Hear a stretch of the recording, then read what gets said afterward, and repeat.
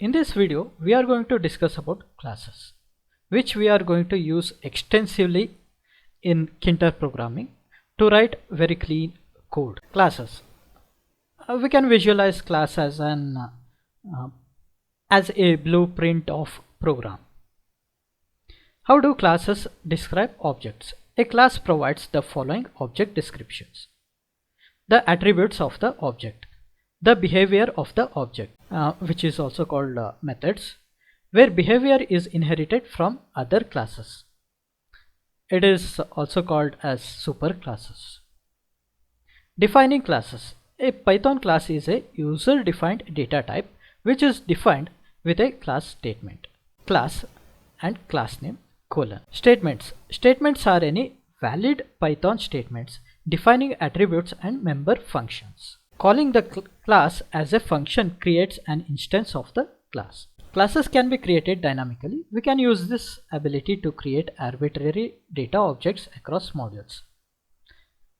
Class T-signal, this is the class. This is the syntax, basically how we are going to create a class. And this is the way by which we are going to add a button along with the attributes like a background color and the text and the command what we are going to use. Alternatively, you can use the following construction by initializing it with attribute self quax and also giving the attributes to it. Initializing an instance. Fields of an instance can be initialized by init method in the class body. This method is executed automatically when a new instance of the class is created. Python passes the instance as the first argument.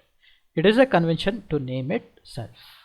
The init methods of inherited classes may also be called when necessary. So this is the syntax which we are going to use to create some widgets. So here we are defining a class, we are initializing it, and we are going to create the widgets, and here we are instantiating the class. Methods.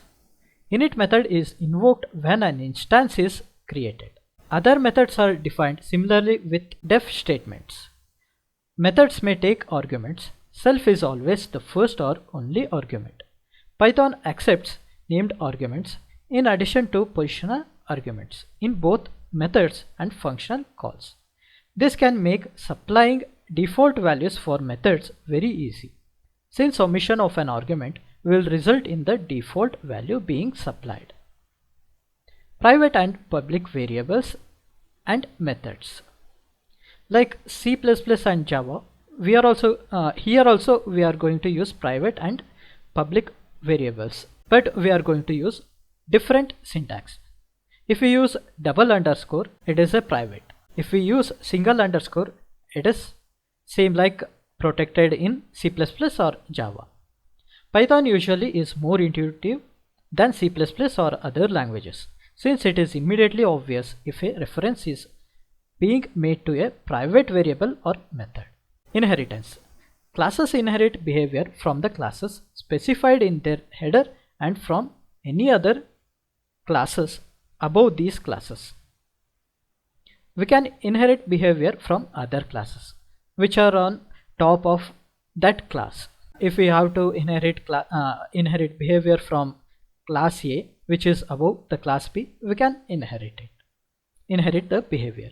Instances inherit behavior from the class from which they are created and from all the classes above this class. Multiple inheritance. Multiple inheritance is an extension of inheritance. We can use behaviors from many classes which are above that particular class. If more than one class is specified in a class header, then we have multiple inheritance. Python does not report errors if attributes of classes are multiple defined.